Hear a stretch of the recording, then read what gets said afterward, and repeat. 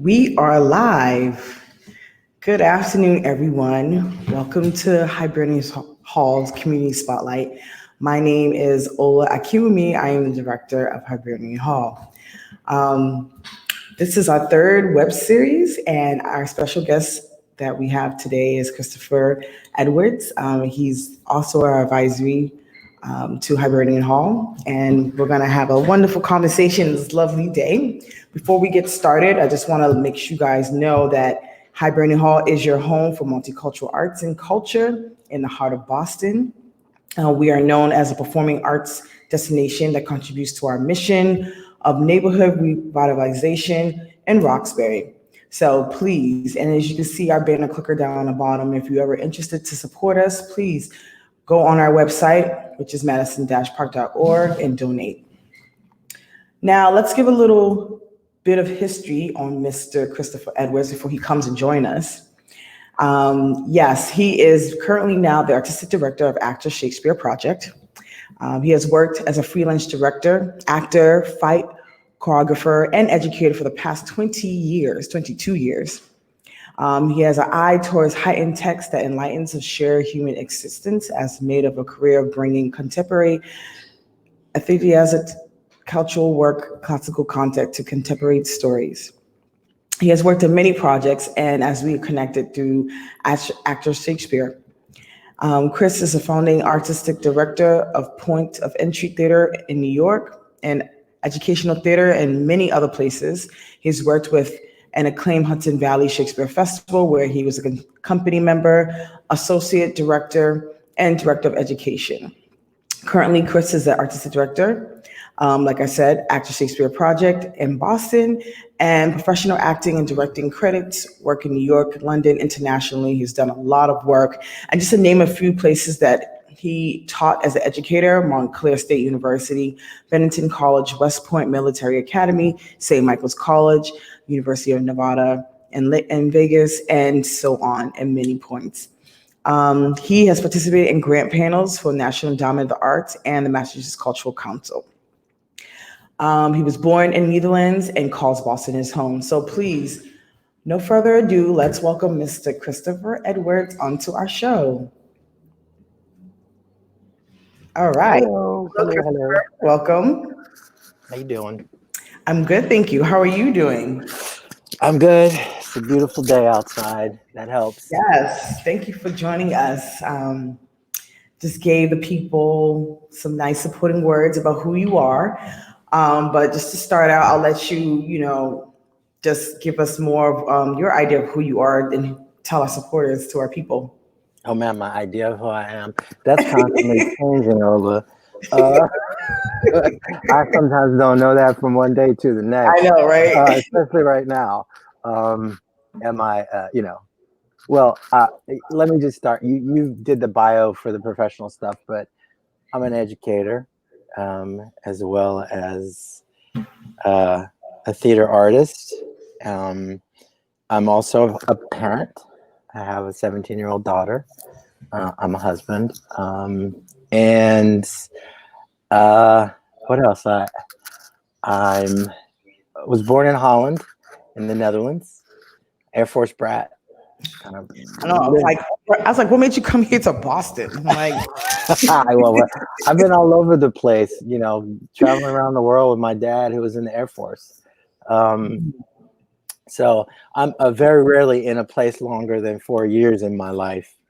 wow. And I've been in Boston about 3 now. So no, maybe it means it's time for me to go. No, I'm kidding. So yeah, and I've been I was an actor in New York City for years and did a little more directing, started directing, became an administrator, and now I'm a producer and an administrator in a local theater company, Actors Shakespeare Project. So yeah, that's me. That's me. Yeah, you're pretty busy. I mean, I guess this segue right into our first question. So, what will be your affiliation with Hibernian Hall? So I believe it was last year. Is it been a year now? A little over a year. Yeah, wow. I was producing a play called Nat Turner in Jerusalem. and I approached Hibernian Hall about maybe doing a co-production or partnership on the play, and so we did the show at Hibernian Hall. I believe it was last February. Not this Yeah, past, but it was like, yeah, yeah, February, January. yeah, somewhere in there. Had a great time. Just met everybody, liked everybody. Um, We like you too. it's hard to do in this business sometimes. Had a good time, and I, I, I think at the time I had spoken to you guys and said I wanted to, help in any way that I could. And I think, fast forward a year later, you guys called me up and asked me to help you and help do some advising and some support. So that's what I'm doing. Hey, and then now we just basically created a beautiful relationship. Mm. And with you and your help, you're helping advising our department on any theatrical productions that we have coming up. And it's great to get advice from someone who's been doing the work for many, many years. And I'm grateful for you even coming on today with this interview. So thank you very much, Chris. You're welcome anytime. Awesome. And yes, and with that, with him being affiliated with Hibernian Hall supporting us, you know, let the folks know exactly what would you consider your medium? Like what makes you the artist that you are? What makes you creative? Ooh, that's a good question. Hmm. Well, I've made a career up to now, obviously doing theater, Mm-hmm. and I tend to do theater that's I do a lot of classical theater, but more specifically, I tend to do theater that has heightened language. So, as an artist, I've done a lot of Shakespeare. Um, I've done a lot of heightened texts that are around, the African diaspora, Southern African plays, South African plays. Sorry, Mm. um, Shakespeare plays, and hip hop theater. And so, over the last, as an artist, I have. Oh, I'm hearing myself Ooh, talking. sorry. For 20 years. So I tend to drop into heightened text, text that's, poetic or in verse or where the language is a major part of the storytelling. And whether that's Shakespeare or a classical play or in hip hop. And I tend to bring that sort of mentality, um, sort of the culture of hip hop to my classical work and the rules and tools of classical theater and Shakespeare to hip hop theater. So that's kind of me, I think, as an artist. I love also helping young people find their voice, find their creative voice. That engages me and inspires me as well. I'm glad. I mean, there has to be different ways of how you would basically.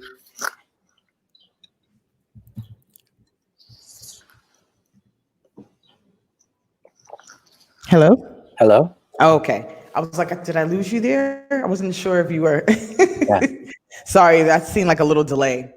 Yeah. Um, so yeah, I mean, thank you for sharing that. So, I mean, I hear a lot of inspiration in different ways. Like, what would you say that would how that inspire you to do the work that you do, to keep you going, especially for so long? I don't know. It's I did not grow up in the theater. I grew up in I was blue uh, blue collar working class family. Father was an enlisted man in the Air Force, so I didn't know about the arts. And then, in my teenage years, growing up in Vegas in the '80s, sort of in the through the sort of crack epidemic and sort of the gang wars, out on the West Coast. I had a lot of friends that just didn't make it. They either got caught up in the drug game, got caught up in gang violence, and so they either, many of them went to jail, or were killed, you know. And I never had an outlet other than hip hop, you know, to sort of give me a point of view around it all. But even that, the sort of acceptance of that as like a major art form at the time was not something that was recognized, right? So as I moved into college and I took an acting class, it was the first class I'd ever taken that I felt like I had a voice and I could say what I wanted to say, whether that be through something that was written or something that I could perform. For me, it was mostly performing and be able to like embody a character and through that character express myself. So so my point is that always coming back when I got into it, I felt like, oh wow, if some of my friends, these young men maybe would have had an opportunity to express themselves or given an opportunity to express themselves, maybe a lot more of them would still be with us today. So that's something I often come back to.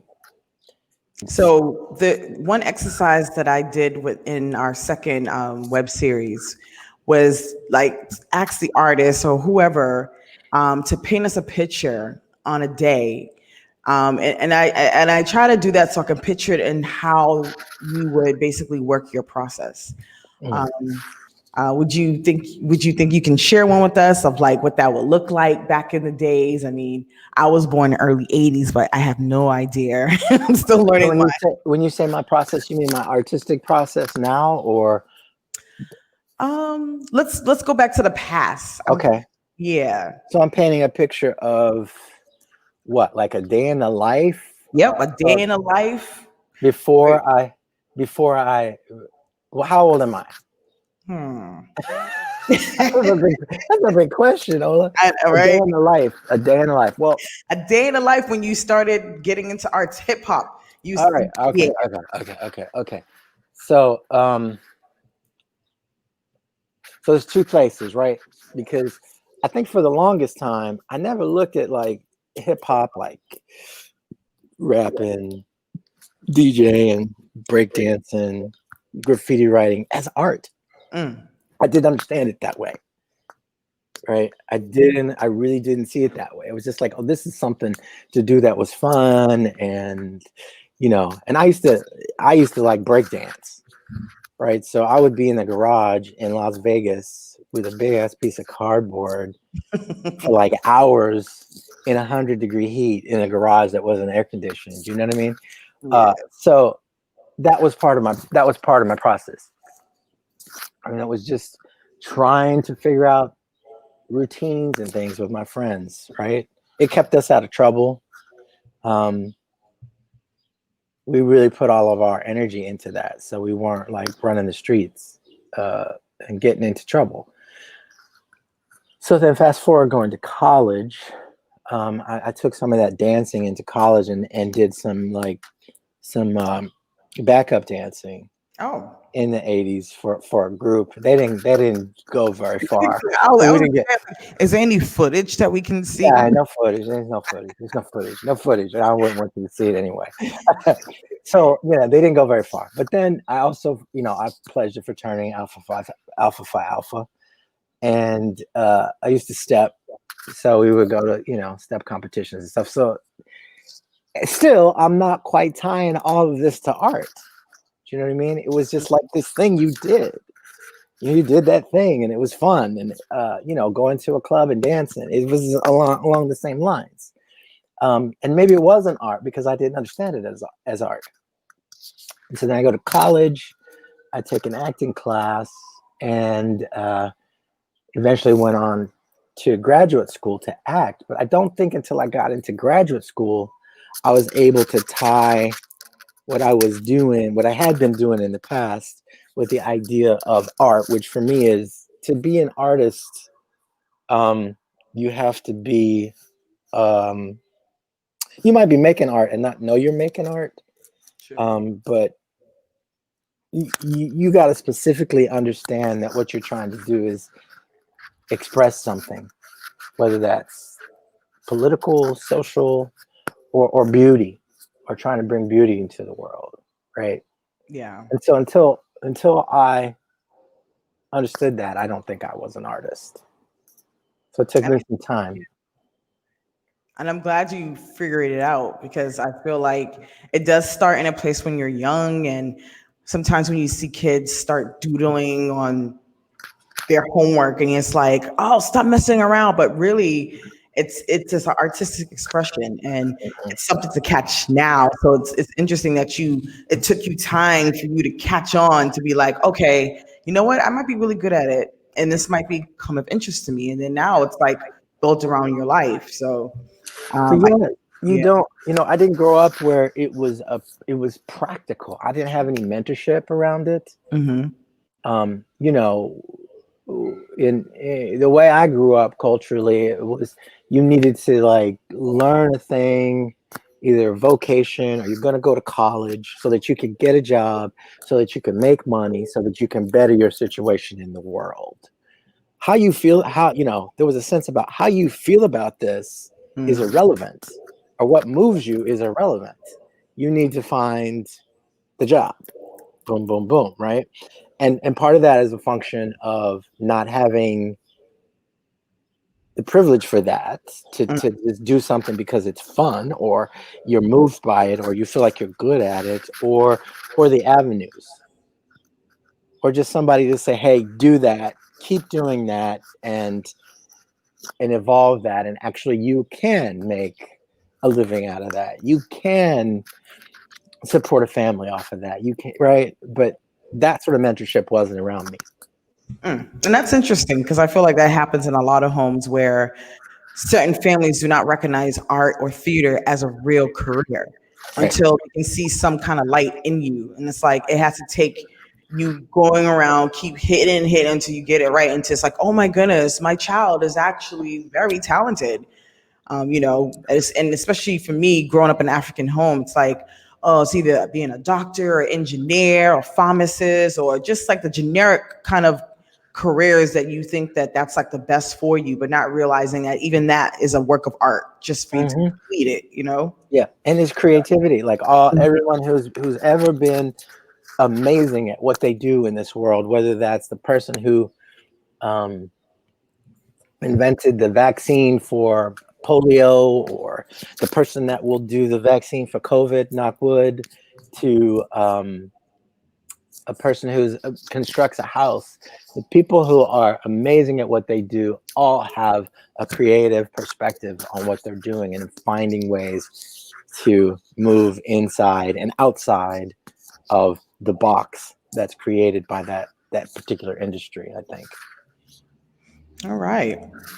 Well, thank you. We're going to move right on to the next question. What is something you learned in the last year that you wish you knew when you started your career?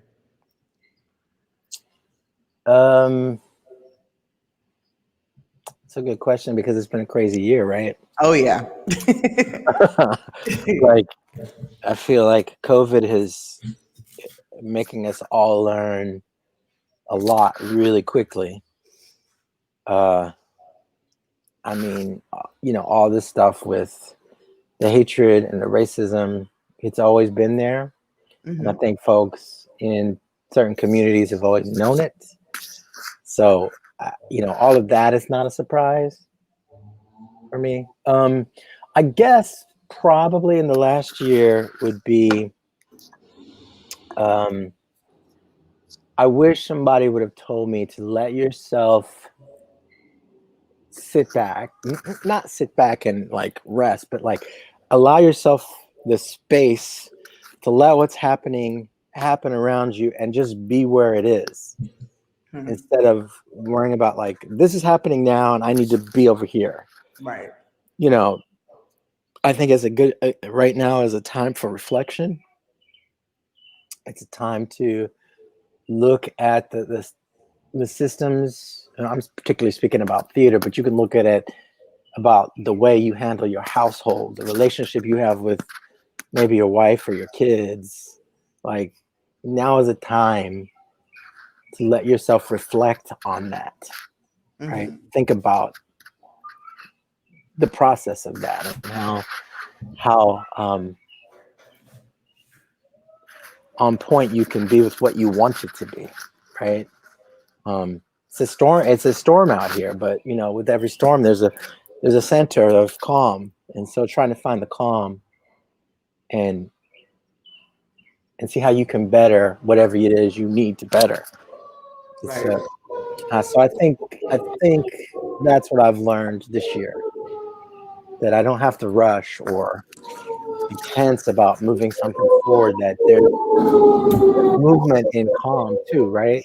Like a tree, a palm tree, or like a bamboo tree can bend and sway in the wind a little bit. So allowing yourself to bend and just be there and sway with things a little bit. I don't know. Did I answer the question?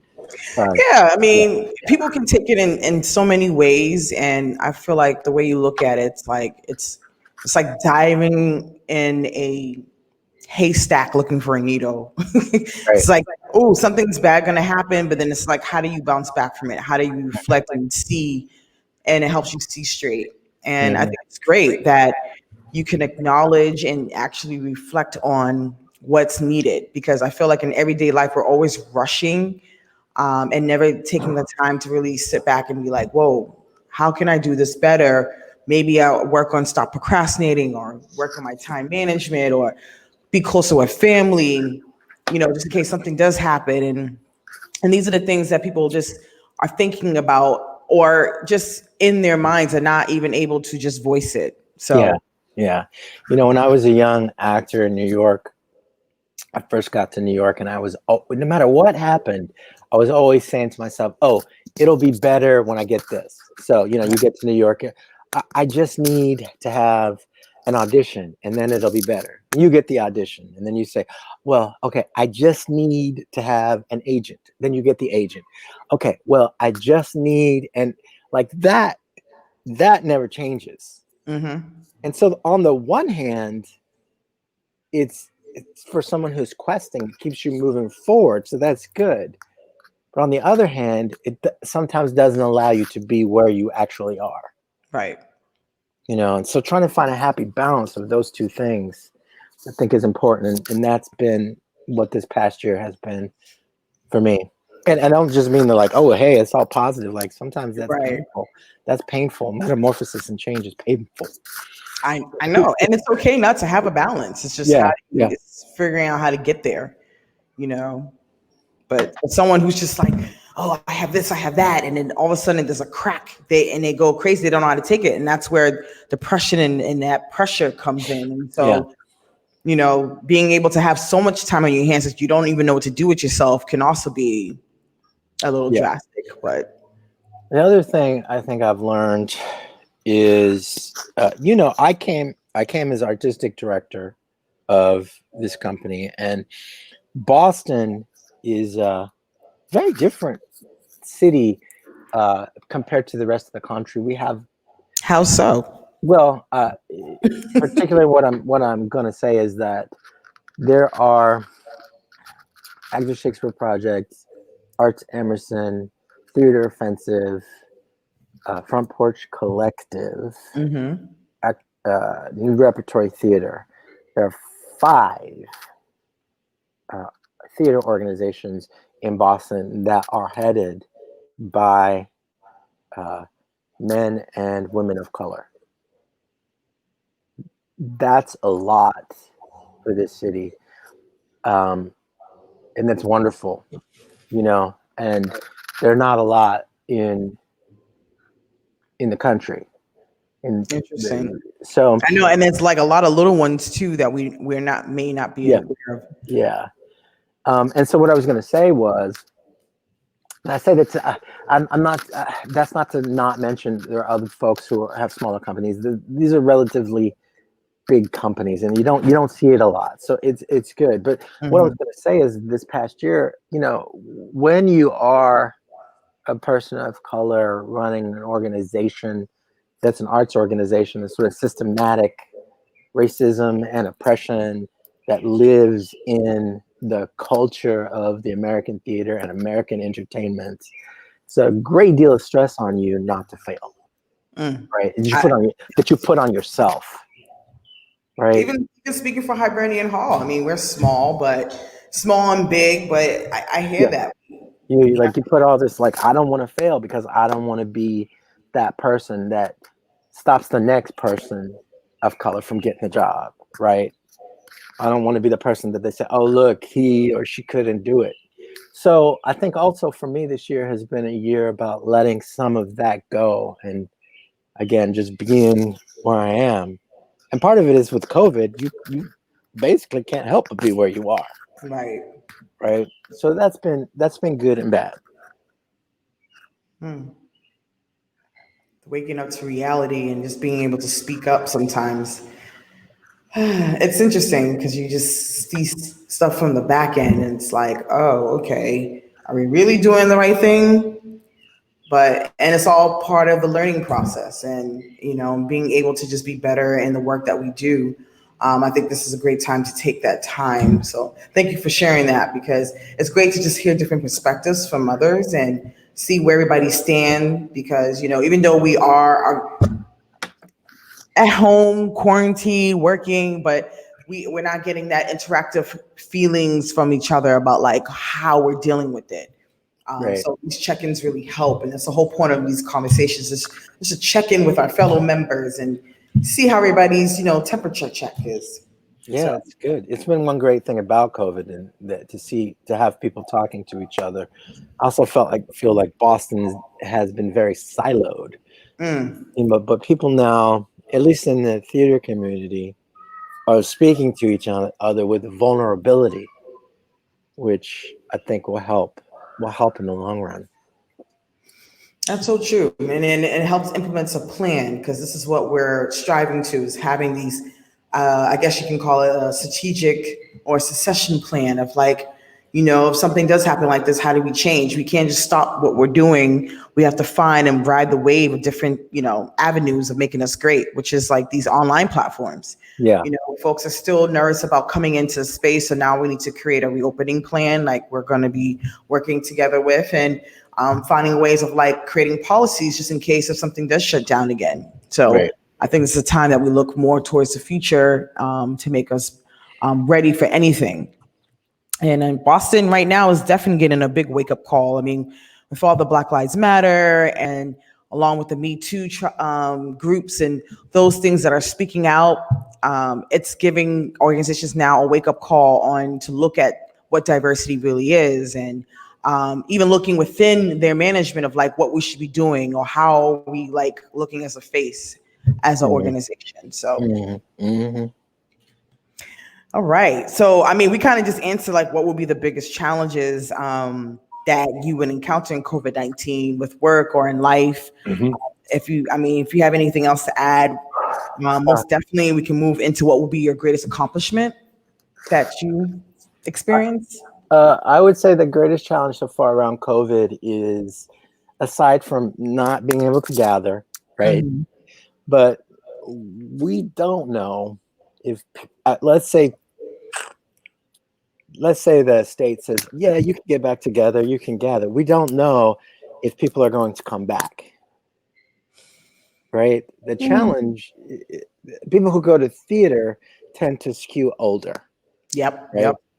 And it's older people that are at a higher risk of getting sick. So even if we do come back, I think things are going to change. And so it's hard to sort of plan for that. That's probably, I think, one of the biggest challenges. The second biggest challenge, I think, is, do we and can we or should we go back to the way it was? Shouldn't we be thinking of reconfiguring what this industry is and what it has been for the past 400 years in this country? And it's not been equitable. It's not really been diverse, and the communities that a lot of the companies, these not-for-profit companies, have been serving are not actually the communities, but they're the donors or the people who give money to the organization. So how do we get to a place where a lot of these of our companies that have these missions that talk about we're about the community. We're not actually about the community. We're inevitably about the people who come to the shows and the people who give money. And most of those people tend to skew older and Caucasian. So how do we find a way to make it equitable so that everybody is invited to the party? You don't have to come to the party, but everybody's got to be invited. Right, right. And then it makes me think, because I feel like this is now the time or never to start incorporating more of the intergenerational audience. We are doing it in different ways, but we need to figure out a way how to make that a priority, because like you said, things are changing. A lot of our audiences are older baby boomers that are going to be dying off. Mm-hmm. And we have to find ways to maybe critique the art that we produce or portray, something that's more younger and vibrant or funny with comedy, more dramatic. I mean, a lot of the pieces that are historical and heavy, classical, is that something that these new millennials will be interested in? Like, how do we stand up and give more education about like what they should be learning? And I know some folks will be like, I don't want to go to like these places. I feel like I'm in history class. But sometimes it's always good to be hit on the nail over and over, to just hear the history. Because even for me, I'm more visual and I have to keep hearing it or seeing it to be like, oh, wow, this is what really happened around that time. Now, this is why the 60s is so crucial to the time of civil rights and how things are changing now. And, with that said, we have to be more vocal, because even if organizations are putting up signs or solidarity posts about we're all together, but it has to change within, like we said, our organizations, and see what the action may be. Yeah. My greatest accomplishment to this point is my daughter. Oh. So, I think as an artist, you're always trying to, you could never really get to it, but you're always trying to get to something perfect. And so for me, my daughter is perfect. I mean, I know as a human being, she's flawed and just like the rest of us, but I think she's my greatest accomplishment. That's beautiful. Mine's is my son, even though he drives me crazy, but it is Comes that with the same, territory. It comes with the territory. but it's a blessing. I mean, those type of feelings are a great blessing. Yeah, it just feels good when you feel like you have something to just give something to, when you get older, or like, hey, maybe you might not take into the arts that I'm doing, but you'll find your own creativity through the path that you take as you get older. So For sure. I definitely wish that. Are any projects that you're working on now besides advising us?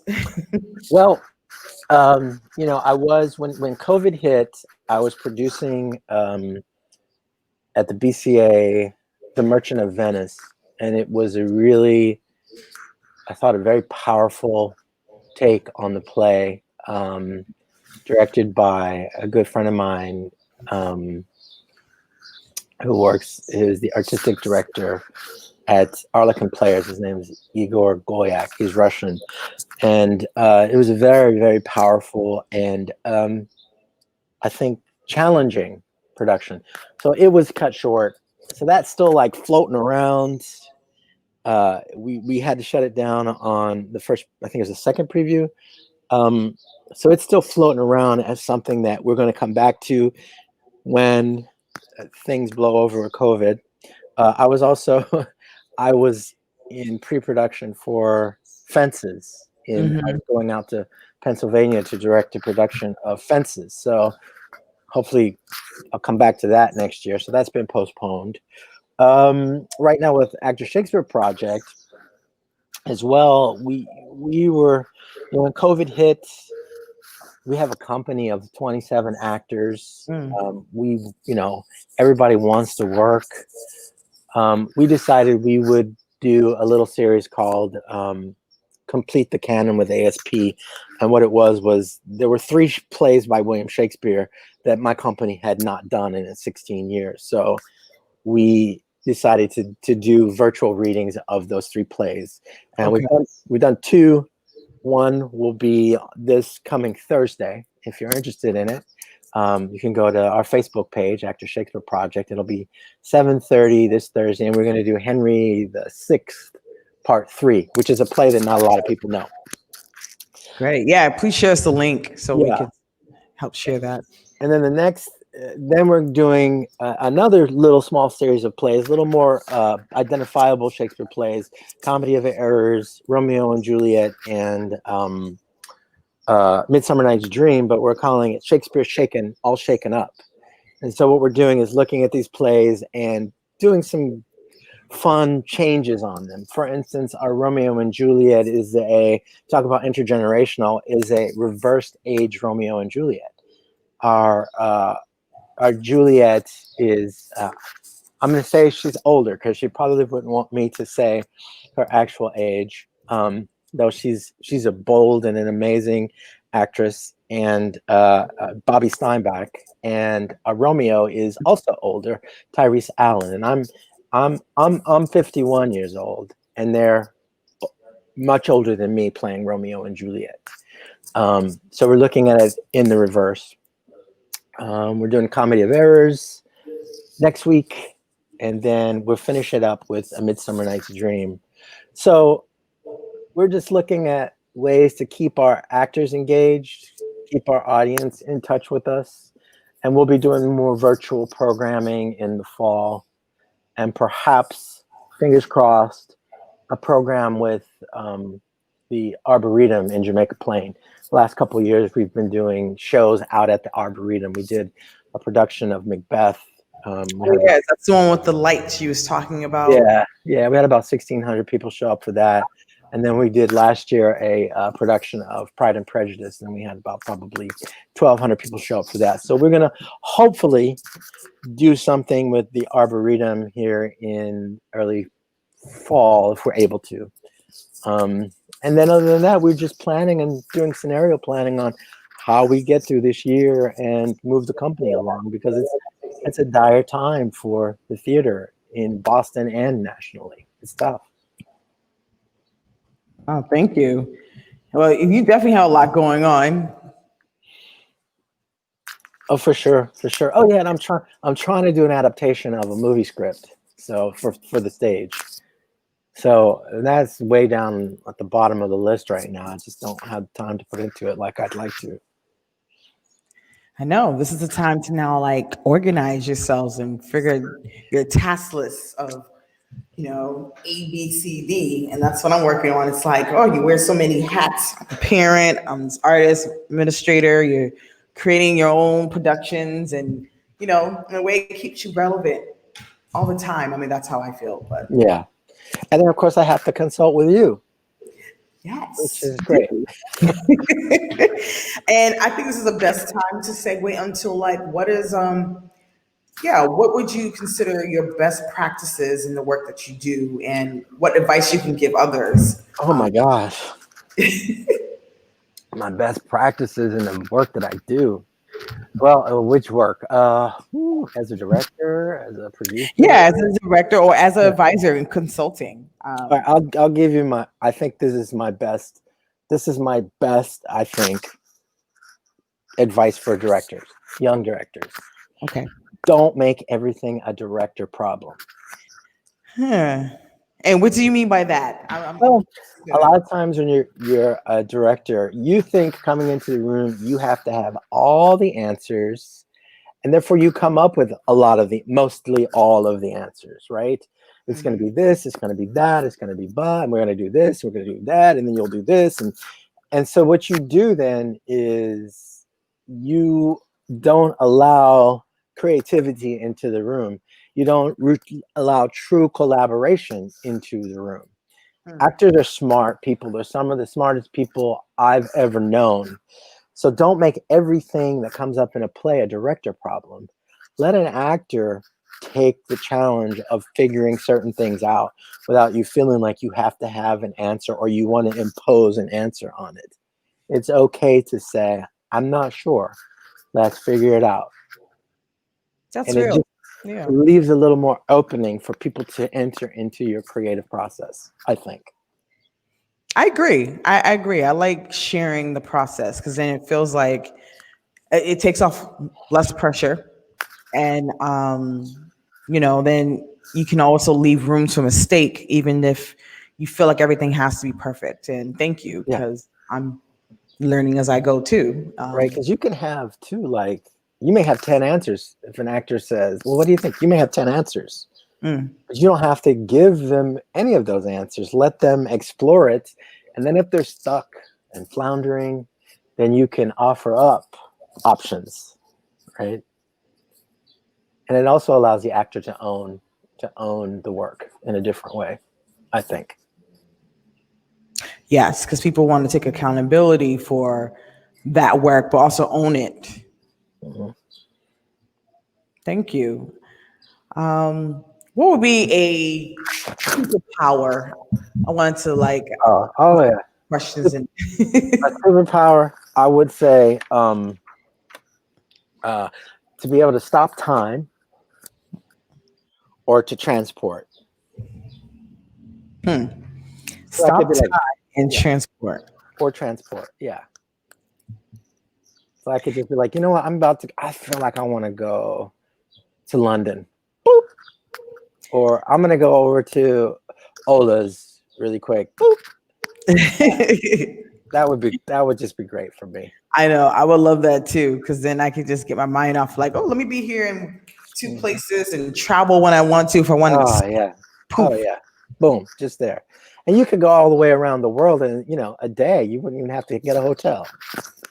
You That's could go so home and sleep, go home and sleep and go back to, wherever you're going the next morning. go to the hottest parties, the biggest Yeah. events, awards. Boom. Boom, out. I'm out. Oh, I wish life could be so easy, so easy.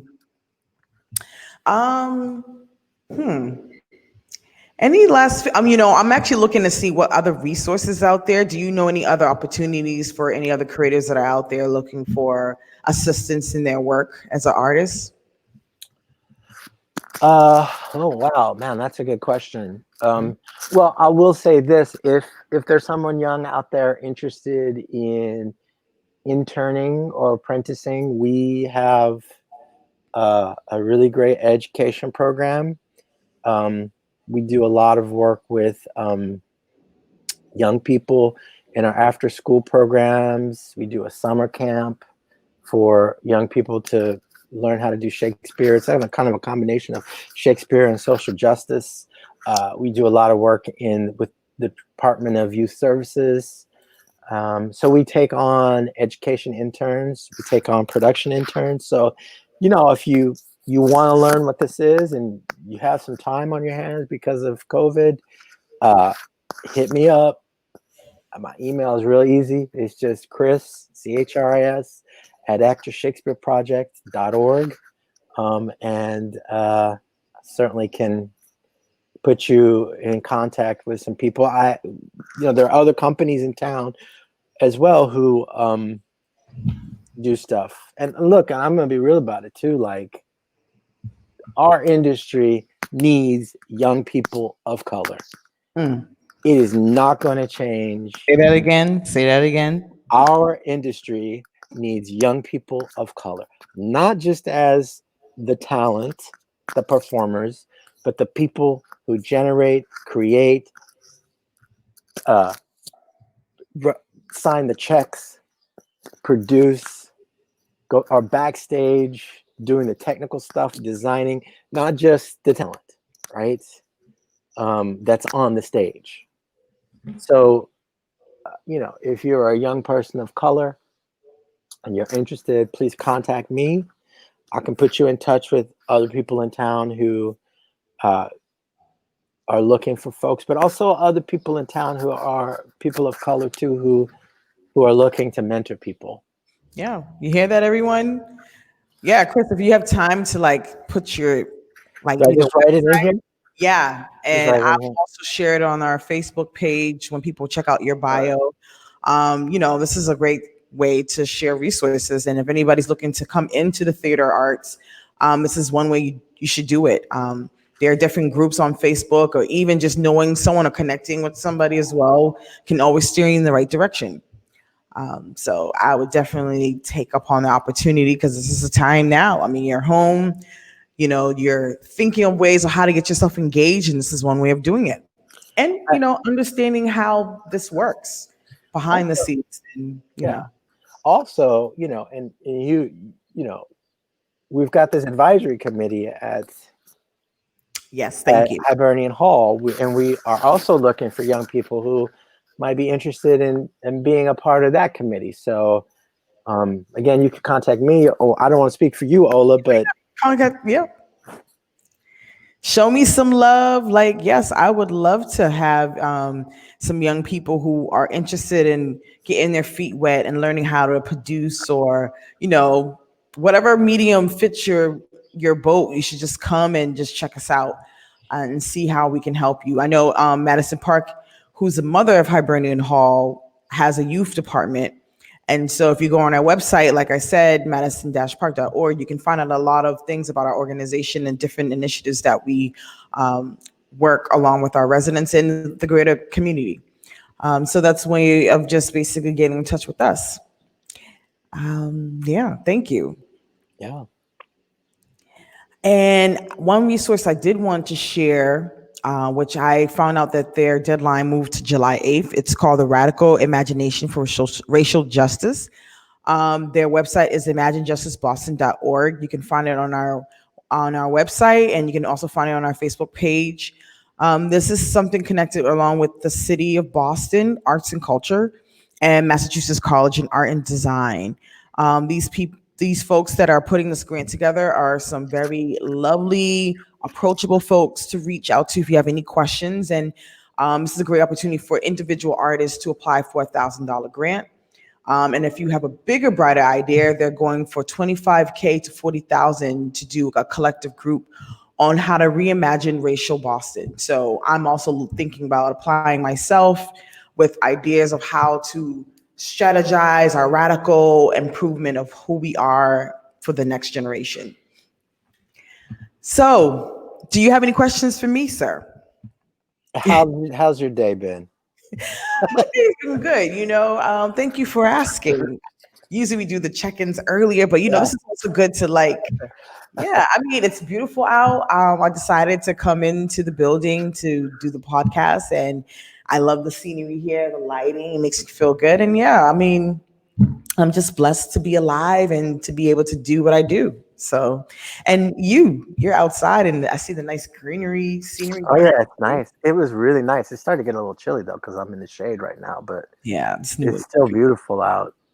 It does help with the spirit when being in the house all the time. When the weather cheers up, it's nice. I agree. I agree. I mean, we've been home for like what, since April? It's like, wow, going to 3 months. It's now summer. And to imagine that we're quarantined in the summertime is kind of like a bummer. But at the same time, it helps you kind of rethink, like we spoke about earlier. So I'm going to use every opportunity to just make myself better. And Yeah, I hope for everybody else to do the same too. yeah, yeah. So, yeah, this is it. This That's is it. it. This is We're great. done. Okay. And I hope you had a great time. I really appreciate you coming on our web series and just talking with us and giving me your wonderful insight as who you are, Chris. And it's amazing to just be able to dive deeper to get to know you a little bit more. So, For sure, without a doubt. Can I just send a shout out or two or three or five? huh? Can I send a shout out? Oh, yes. Come on. So We still have a few again, more I time. just wanted to, again, I'm in the theater, so I just wanted to send out love and support to the Front Porch Collective, Oh, to yes. Dawn Simmons and Maurice Parent. You guys are going to be next. They're on the front lines of this. Also to David House at Arts Emerson, Michael Bobbitt at New Rep, Harold Stewart at the Theater Offensive, Karthik at Company One, Summer at Company One, and Sean at Company One, all on the front lines, trying to do the work that needs to happen to make our industry better and make a change in the world. Mm-hmm. Thank you. Kudos. For And I'm sure. sure we don't worry, my shout outs goes for days. These are my I shout know. outs I know. bringing you guys on. I could still go. But for Yes, sure. yes. Yeah. But again, thank you. And if folks are interested in joining Hibernian Hall, and we have an organization called Friends of Hibernian Hall group. And we have about a 4-tier system where we want to make sure it's affordable and also inviting. Students, MPDC residents that support us, $10, older adults 25, adults, and organization rates $250. So if you're ever thinking about joining and being more active in the arts, this is the place to be. You can go on our website again at madison-park.org to find out more about Hibernian Hall and joining our Friends Committee. So please, no further ado, thank you. Have a blessed afternoon. It is Monday. And again, before we also close out, we want to give not a shout out, but a great celebration of Juneteenth. I believe it's this Wednesday. So usually we have a big Juneteenth out in the park. I've heard some talks that people might be congregating out there. But if you do, be safe. Make sure you wear your mask and do all the proper protocols that the government's asking us to do, so we can all be safe and not spread this COVID-19. But again, we are celebrating Juneteenth this week, so given the memory of all the beautiful, legendary people that set forth for our civil rights and this movement that we're going through. So we're going to make it big, but however we do it, online, physical, with our families, quarantine with ourselves. But again, enjoy yourself. Thank you, Chris, again for joining us on our Community Spotlight at Hibernian Hall. You guys have a wonderful afternoon and stay tuned for next week. Bye-bye. Bye-bye.